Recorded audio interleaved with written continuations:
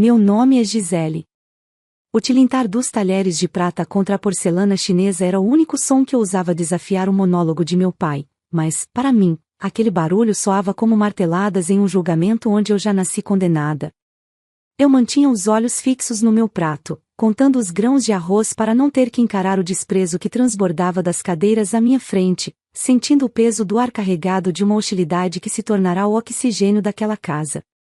Arthur, meu pai, limpou o canto da boca com o guardanapo de linho e soltou um suspiro pesado, daqueles que carregam o peso de uma decepção ensaiada, um som gutural que precedia suas sentenças mais cruéis. É fascinante como alguém pode passar 12 horas trancada em um quarto, encarando luzes verdes em uma tela, e ainda assim não produzir um centavo de valor para esta casa. Bianca soltou uma risadinha abafada, balançando sua taça de vinho com a elegância de quem nunca precisou entender o que era esforço real, observando o reflexo do lustre no líquido rubi como se ali estivesse escrito seu futuro glorioso.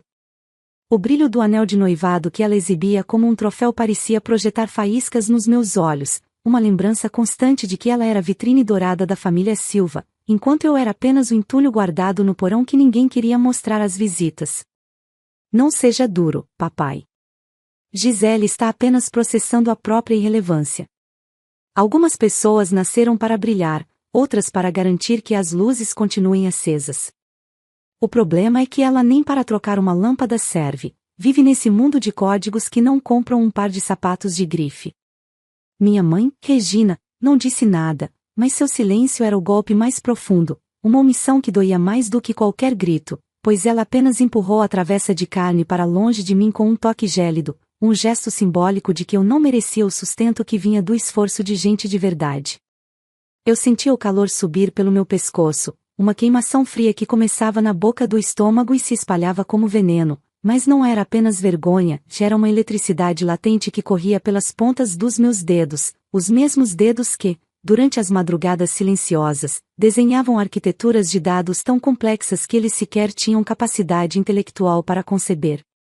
Vocês não entendem o que eu faço, e sinceramente, acho que nunca vão entender o valor do que está sendo construído naquele quarto.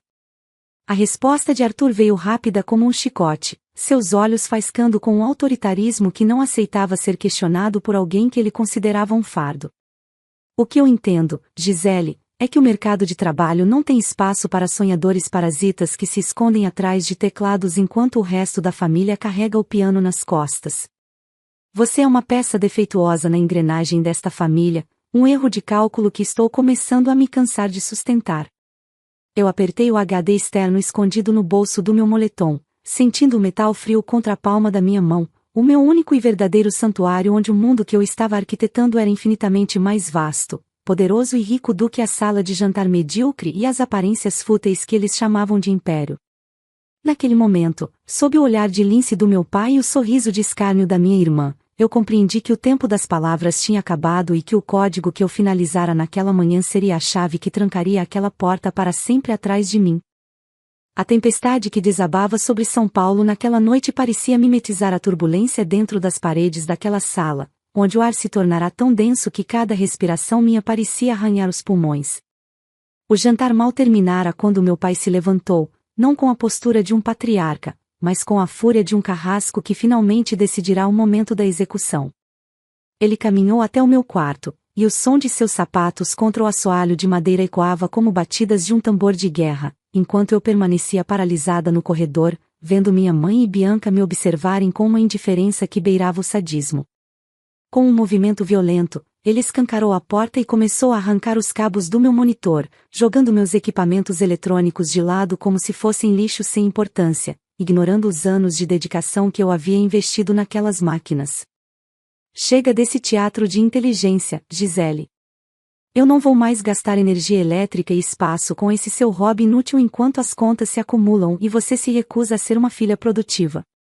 O pânico subiu pela minha garganta, mas o que me paralisou não foi a perda do hardware, e sim a forma como ele começou a varrer minhas roupas das gavetas diretamente para sacos de lixo pretos que Bianca já trazia nas mãos, exibindo um sorriso de vitória que eu jamais esqueceria. Minha irmã se aproximou de mim, sussurrando perto do meu ouvido para que apenas eu sentisse o hálito de sua maldade purificada. Você deveria nos agradecer por isso. Quem sabe agora, passando um pouco de frio e fome no mundo real, você deixe de ser essa esquisita e aprenda a se comportar como uma mulher de verdade, em vez de um rato de laboratório que ninguém quer por perto. Eu tentei protestar. Tentei dizer que aquele hobby estava a poucos dias de ser validado por uma das maiores empresas de tecnologia do mundo, mas Regina, minha mãe, apenas cruzou os braços e apontou para a porta da sala, onde a chuva batia furiosa contra o vidro. Não torne isso mais difícil do que já é, Gisele.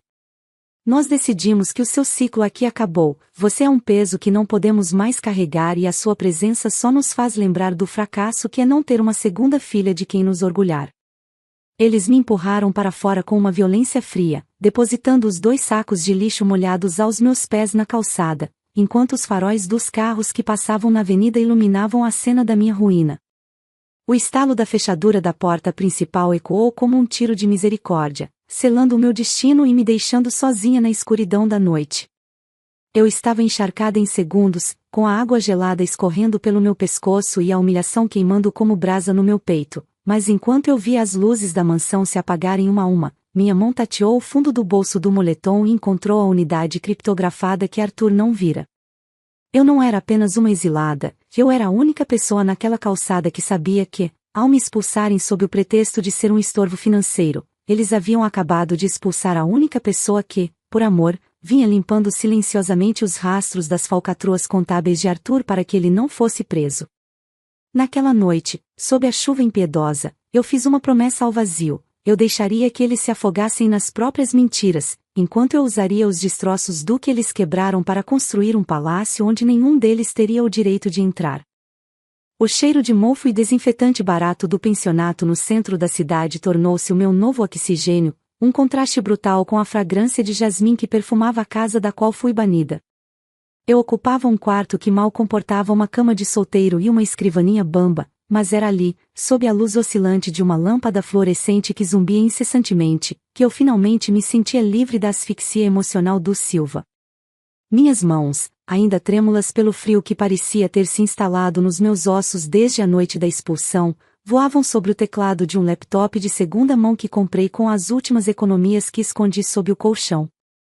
Eu não sou o que eles dizem, eu sussurrava para as paredes descascadas, enquanto linhas de código verde neon desfilavam pelas minhas retinas, criando uma barreira entre mim e a dor que ameaçava me consumir. Cada comando que eu digitava era um tijolo na muralha da minha nova existência, uma arquitetura de dados que transformava minha mágoa em pura potência lógica. Foi durante uma madrugada de insônia, enquanto o som de sirenes lá fora compunha a trilha sonora da minha solidão, que o meu algoritmo de segurança, o AIGX, finalmente deu o seu primeiro suspiro de vida completa. Ele era perfeito, uma inteligência capaz de prever invasões bancárias antes mesmo que o primeiro pacote de dados fosse enviado pelo hacker.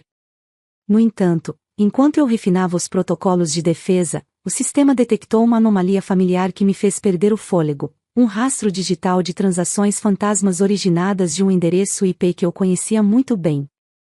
Então é isso, pai, murmurei para a tela, sentindo um gosto amargo de ferro na boca enquanto observava os gráficos que denunciavam o crime.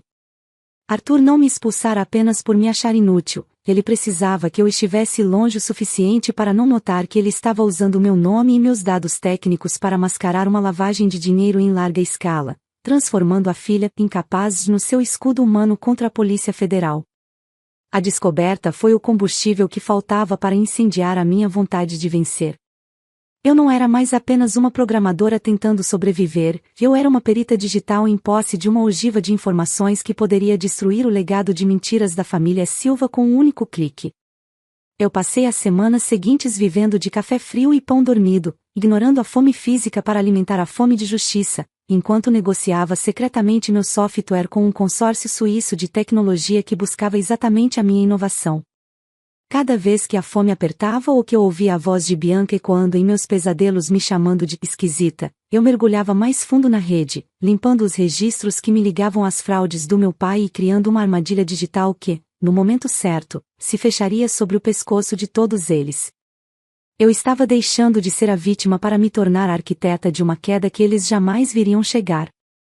O silêncio do meu quarto no pensionato foi abruptamente interrompido não pelo zumbido da lâmpada, mas pelo som metálico de uma notificação que alteraria o eixo da minha existência para sempre.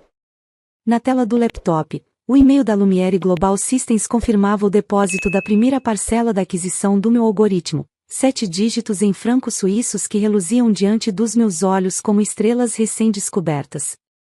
Agora vocês vão descobrir quanto custa a minha inutilidade, sussurrei para o reflexo pálido no monitor, sentindo um calafrio de triunfo percorrer minha espinha.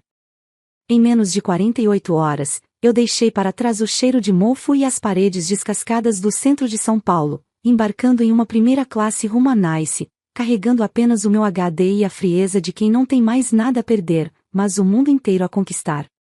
Mônaco não foi uma escolha aleatória, era o palco perfeito, um tabuleiro de xadrez onde o dinheiro flui como água e a privacidade é a moeda mais valiosa. Assim que pisei na Riviera Francesa, o ar salgado e o sol mediterrâneo pareceram lavar a sujeira daquela calçada onde fui deixada para trás. Eu não usei o nome que Arthur tentou manchar com suas fraudes, resgatei o sobrenome de solteira da minha avó, uma linhagem que eles não podiam rastrear, e me tornei a arquiteta fantasma por trás da Vila Celeste. A propriedade, encravada em um penhasco com vista infinita para o azul do mar, era uma fortaleza de mármore branco e vidro blindado, equipada com o que havia de mais avançado em reconhecimento facial e defesa cibernética, o mesmo sistema que eu vendera, mas agora personalizado para ser o meu par de olhos eletrônicos. Enquanto eu observava os operários instalando as imensas portas de carvalho e o lustre de cristal que dominava o hall principal, eu não via apenas luxo, eu via o cenário do ato final. Eles acham que eu desapareci no esquecimento, que sou um erro deletado do sistema, pensei, sorrindo enquanto tomava um vinho que custava mais do que um mês de aluguel do pensionato. Eu passei os meses seguintes consolidando minha posição no mercado europeu, transformando-me em uma figura de mistério e poder, enquanto, nas sombras da Deep Web, eu terminava de isolar legalmente cada fraude que meu pai cometera em meu nome no Brasil. Eu estava pronta. A estrutura estava montada, o palco estava iluminado e a minha nova vida era impecável, mas o vazio no meu peito só seria preenchido quando as peças que me descartaram fossem devidamente colocadas em seus lugares neste novo e luxuoso tabuleiro. A vingança, para ser verdadeiramente refinada, não pode ser servida apenas fria, ela precisa ser servida como uma oportunidade imperdível. Sentada na minha varanda em Mônaco, observando os iates que pareciam brinquedos de luxo flutuando no porto, eu comecei a tecer a teia que traria os predadores de volta ao meu alcance. Eu sabia que a ganância de Arthur e o narcisismo de Bianca seriam meus maiores aliados. Eles precisam de um rastro, mas não um que leve à verdade, e sim um que alimente suas fantasias de riqueza fácil, murmurei, enquanto meus dedos deslizavam pelo teclado para criar uma trilha de migalhas digitais cuidadosamente planejada. Através de uma conta anônima e um contato que ainda orbitava o círculo social decadente da minha irmã, permiti que vazasse a notícia de que uma jovem investidora brasileira, sob um pseudônimo corporativo, havia acabado de adquirir uma das propriedades mais caras da Riviera. Eu injetei a informação no sistema como um vírus que ataca o ego. Fiz com que fotos da fachada da Vila Celeste e rumores sobre o meu estilo de vida solitário e bilionário chegassem aos ouvidos deles, sabendo que Bianca passaria noites em claro corroída pela inveja e que Arthur veria em mim o bote de salvamento para as dívidas que o asfixiavam no Brasil. Através dos meus sistemas de monitoramento, eu observava, quase com fascínio clínico, o momento exato em que eles morderam a isca. Vi as pesquisas de Arthur sobre voos para Nice e as tentativas patéticas de Bianca de localizar meu novo número de telefone. Eles não me procuravam por amor ou arrependimento, eles me procuravam como hienas que sentem o cheiro de carne fresca a quilômetros de distância, acreditando piamente que, por sermos de sangue do mesmo sangue, eles teriam direito a uma fatia do meu paraíso. O plano exigia que eu estivesse ausente, um alvo móvel que os forçasse a se exporem completamente. Enquanto eu coordenava com meus advogados internacionais a finalização do dossiê que ligava os crimes financeiros de Arthur às contas que ele ainda tentava operar em meu nome, reservei uma viagem de uma semana pelo Mediterrâneo. Que eles venham, pensei, sentindo um prazer sombrio ao imaginar o esforço que fariam para cruzar o oceano com os restos de dignidade que lhes sobravam. Eu deixaria que eles chegassem à minha porta, que sentissem o gosto da vitória e que ensaiassem seus discursos hipócritas de saudades e perdão. O que eles não sabiam é que cada passo que davam em direção à minha vila era um passo para dentro de uma cela invisível que eu vinha construindo desde aquela noite chuvosa em São Paulo. A isca estava lançada, e o peixe já estava na linha, achando que era o pescador. O sol do Mediterrâneo cortava o convés do iate com uma intensidade que parecia querer purificar qualquer resquício de mágoa que ainda restasse em mim. Durante 7 dias, naveguei pelas ilhas gregas e pela costa amalfitana, permitindo-me um luxo que ia além do champanhe vintage ou dos lençóis de seda, o luxo da indiferença. Enquanto o barco cortava as águas cristalinas, eu recebia notificações em tempo real no meu tablet, pequenos bips que soavam como música. Eles aterrissaram em Nice, dizia a primeira mensagem do meu chefe de segurança. Sorri, sentindo a brisa marinha bagunçar meu cabelo. Imaginei Arthur, Regina e Bianca espremidos em um táxi, com os olhos arregalados para a opulência da Côte d'Azur, acreditando que a inútil da Gisele finalmente havia servido para algo grandioso, ser o novo caixa eletrônico da família. A cada pôr do sol que eu contemplava nas Ilhas Cíclades, eu me sentia mais distante daquela garota que chorava em sacos de lixo. No entanto, o prazer não vinha da ostentação, mas da precisão técnica do meu plano. Enquanto eu fingia relaxar sob o sol, meus dedos trabalhavam em protocolos de criptografia que finalizavam a ponte jurídica entre Mônaco e as autoridades brasileiras. Eu não estava apenas de férias, eu estava criando o vácuo necessário para que, ao chegarem à minha vila, eles se sentissem os donos do mundo. Deixem que eles se acomodem na porta, instruí por telefone, deixem que o sol de Mônaco cozinhe a ganância deles até que não consigam pensar em outra coisa a não ser no que há atrás daquele portão de carvalho. Na última noite da viagem, enquanto o iate retornava silenciosamente para o porto de Hércules, eu brindei sozinha ao meu reflexo no vidro da cabine. Eu via uma mulher que eles não reconheceriam, uma mulher cujos olhos agora tinham a mesma frieza do código binário. Eu sabia, através das câmeras externas da Vila Celeste, que eles já estavam lá, rondando os portões como abutres, com Bianca tirando fotos da fachada para postar em redes sociais, simulando uma vida que nunca seria dela. Eles estavam exaustos, suados e impacientes, mas a esperança de colocar as mãos na minha fortuna os mantinha em pé. Amanhã, murmurei para a escuridão do oceano, amanhã o teatro acaba e a realidade começa. A calmaria do mar era apenas o prelúdio para o impacto que eu havia desenhado com a precisão de um algoritmo fatal. O ronco discreto do motor do meu carro esportivo cessou diante dos portões de ferro batido da Vila Celeste, e o silêncio que se seguiu foi preenchido apenas pelo estalo do metal esfriando e pelas batidas compassadas do meu coração. Assim que abri a porta, o calor do meio-dia em Mônaco trouxe consigo o aroma de maresia e o som de vozes que eu preferia ter esquecido para sempre. Lá estavam eles, um retrato grotesco do oportunismo, meu pai, com o rosto vincado pelo sol e a camisa de botões úmida de suor de minha mãe, tentando manter uma postura de elite que nunca lhe pertenceu, e Bianca, cercada por malas e por um marido que olhava para minha propriedade com a cobiça de um saqueador. Gisele, querida. Finalmente você chegou, exclamou Regina, correndo em minha direção com os braços estendidos, um gesto de afeto tão artificial que me causou náuseas físicas.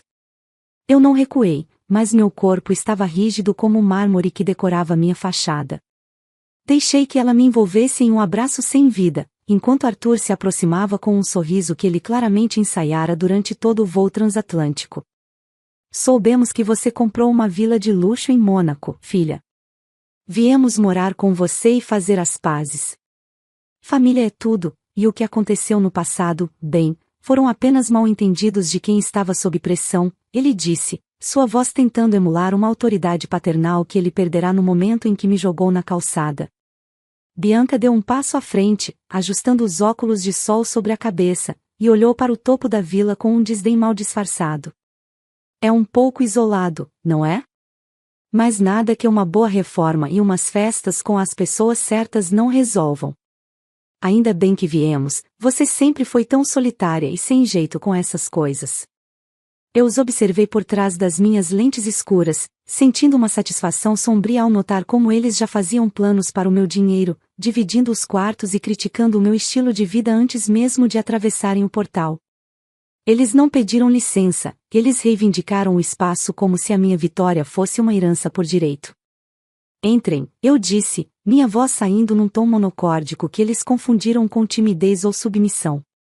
Digitei o código de segurança no painel de carvalho, ouvindo o clique eletrônico das travas se libertando, o som da armadilha sendo armada. Sintam-se em casa. Eu realmente preparei algo muito especial para a recepção de vocês. Enquanto eles tropeçavam uns nos outros para serem os primeiros a pisar no hall de entrada, eu respirei fundo o ar puro da liberdade, sabendo que aquela seria a última vez que eles veriam a luz do sol como pessoas livres. O ar-condicionado da vila me atingiu com uma carícia gélida assim que as portas duplas de carvalho se fecharam atrás de nós, selando o mundo exterior com um clique hidráulico quase imperceptível. Arthur, Regina e Bianca entraram como conquistadores em uma terra devastada, os olhos famintos percorrendo o lustre de cristal e a escadaria helicoidal de mármore. Meu Deus, Gisele, você realmente se superou. Onde é o meu quarto? Espero que tenha vista para o cassino, Bianca cantarolou, já largando sua bolsa de grife falsificada sobre uma mesa de centro de valor inestimável. Eles estavam tão embriagados pela própria ganância que não perceberam o silêncio absoluto que emanava do centro do hall, nem as figuras que se materializaram das sombras das colunas junicas. Fiquem parados exatamente onde estão, a voz não era minha, mas de um homem alto, de terno cinza chumbo, que segurava um distintivo da Polícia Nacional Francesa com uma autoridade que congelou o sangue de meu pai instantaneamente. O choque foi tão violento que Regina soltou um grito sufocado, as mãos voando à boca enquanto 4 agentes da Interpol e 2 oficiais locais cercavam o grupo, bloqueando todas as saídas. O que é isso? Gisele, faça alguma coisa. Diga a eles quem nós somos, Arthur esbravejou, o rosto passando de um vermelho colérico para um cinza cadavérico ao ver as algemas penduradas nos cintos dos oficiais. Eu dei um passo à frente, cruzando os braços com uma calma que parecia assustá-los mais do que as armas dos policiais. Eles sabem exatamente quem vocês são, pai. Na verdade, eles estão esperando por vocês há meses. Eu apenas facilitei o encontro. O silêncio que se seguiu foi cortado apenas pelo som do meu advogado abrindo uma pasta de couro e retirando os mandados de prisão internacionais, lendo os nomes de cada um deles em um francês impecável que soava como uma sentença de morte para os seus planos de luxo. Você nos traiu. Nós somos sua família, Bianca gritou, a voz subindo uma oitava em puro desespero enquanto um dos agentes segurava seus braços. Eu me aproximei dela, o suficiente para ver o reflexo do meu triunfo em suas pupilas dilatadas de pavor. Família não usa o nome de uma filha para lavar dinheiro de corrupção. Família não expulsa alguém para a rua para encobrir rastros de crimes financeiros. Vocês não vieram por mim, vieram pelo que achavam que poderiam tirar de mim. Olhei para Arthur, que tentava manter uma dignidade que já havia apodrecido há muito tempo, e vi o momento exato em que ele percebeu que a inútil da casa havia orquestrado uma operação transcontinental para garantir que eles nunca mais pudessem ferir ninguém. Enquanto os agentes começavam a ler seus direitos, o hall luxuoso da Vila Celeste deixou de ser um lar para se tornar o que eu planejei desde o início, a sala de interrogatório mais cara do mundo, onde as máscaras de amor familiar caíram no chão, despedaçando-se junto com a liberdade deles. O som metálico das algemas se fechando nos pulsos de Arthur foi o ponto final de uma frase que levou anos para ser escrita. Eu permaneci imóvel no topo do primeiro degrau da escadaria, observando a desintegração completa daquela unidade familiar que, por tanto tempo, me fez acreditar que eu era o erro. Arthur não gritou, ele desabou. O homem que se orgulhava de sua astúcia nos negócios chorava silenciosamente enquanto era conduzido para fora, sabendo que as provas que eu entreguei, os registros de IP, as assinaturas digitais falsificadas e o rastro do dinheiro desviado para as contas que ele abriu em meu nome, garantiriam a ele pelo menos uma década em uma cela federal. Ele não perderia apenas a liberdade, o governo brasileiro já havia iniciado o confisco de todos os bens que ele ainda possuía, restando-lhe apenas o título de criminoso comum. Regina tentava desesperadamente segurar minha mão, implorando por uma misericórdia que ela nunca me estendeu, mas um dos agentes a afastou com firmeza. Para minha mãe, o castigo seria o isolamento social e a pobreza absoluta, como cúmplice nas fraudes e beneficiária direta da lavagem de dinheiro, ela teria seus bens congelados e enfrentaria o ostracismo do círculo social que tanto idolatrava. Bianca, por sua vez, Foi a que mais lutou, esperneando e amaldiçoando meu nome até que a porta da viatura fosse batida. O dossiê que preparei revelava que ela não era apenas uma espectadora, mas a mentora intelectual de vários pequenos golpes usando meu crédito, o que resultaria em uma extradição imediata para responder por estelionato e falsidade ideológica. O casamento de fachada dela, movido a aparências, evaporou ali mesmo, no hall da minha vila, quando seu marido foi levado para depoimento, olhando para ela com o mesmo desprezo que ela um dia reservou para mim. Quando as sirenes finalmente se distanciaram, deixando para trás apenas o aroma de sal e o silêncio absoluto da minha casa, eu caminhei até a varanda principal. O sol de Mônaco começava a se pôr, tingindo o céu de tons de âmbar e violeta, uma tela perfeita para o início da minha verdadeira vida. Eu não sentia a alegria eufórica de uma vingança barata, mas sim o alívio profundo de uma depuração necessária. Cada um deles enfrentaria o peso exato de suas escolhas: Arthur, o peso da lei, Regina, o peso da vergonha, e Bianca, o peso da própria insignificância. Eu, ato inútil, havia usado a lógica para desmantelar o caos emocional que eles plantaram em mim. Peguei meu tablet, com um único deslizar de dedo, apaguei os últimos diretórios que continham as pastas com os nomes deles. Limpeza de sistema concluída, murmurei para o mar, sentindo o vento fresco da liberdade no rosto. Eu não era mais a sombra de uma família desfeita, eu era a arquiteta de um império construído sobre os escombros do que eles tentaram destruir. Pela primeira vez em 26 anos, meu nome era apenas meu, livre de dívidas, livre de crimes e, finalmente, livre de fantasmas. Olhei para o horizonte e sorri, sabendo que, embora as máquinas precisem de códigos para funcionar, o meu coração, pela primeira vez, funcionava apenas por vontade própria. 6 meses após o silêncio das sirenes ter dado lugar à brisa constante do Mediterrâneo, a Vila Celeste já não era apenas uma fortaleza de mármore e algoritmos, mas um lar que finalmente exalava vida. Eu estava sentada na varanda, observando as luzes de Monte Carlo começarem a cintilar como diamantes espalhados sobre um veludo azul marinho. O peso que eu carregava nos ombros, aquele fardo invisível de ser a filha inútil, havia evaporado por completo, deixando em seu lugar uma clareza que eu nunca julguei ser possível.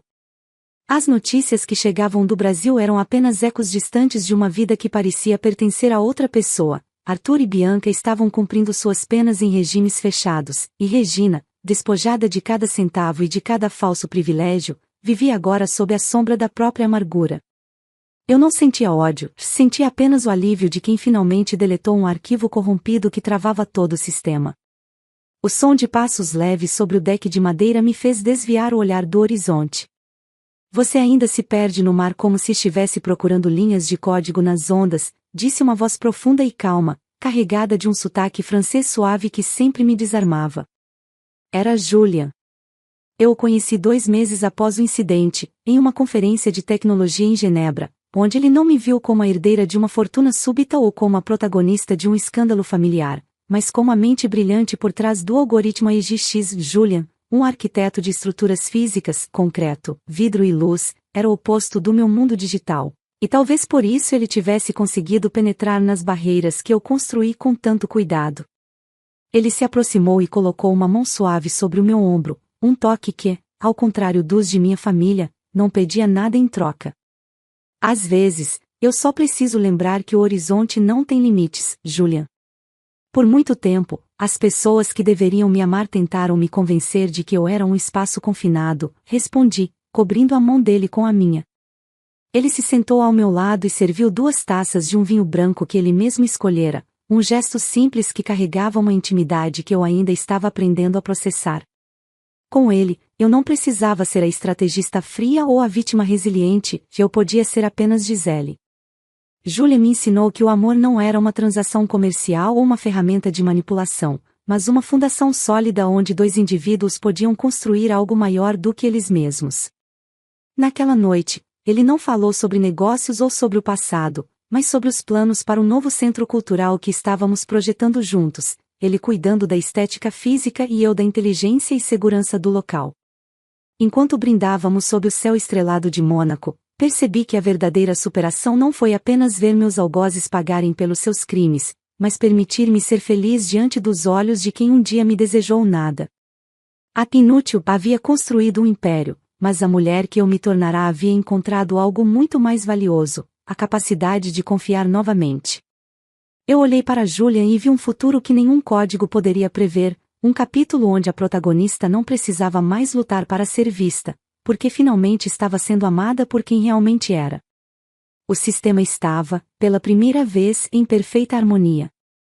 Fico muito feliz por você ter ficado até o final do vídeo. O que você achou dessa linda história? Coloque nos comentários sua opinião, deixe seu like, se inscreva no canal, e ative o sininho de notificações para não perder uma história preciosa. Até a próxima!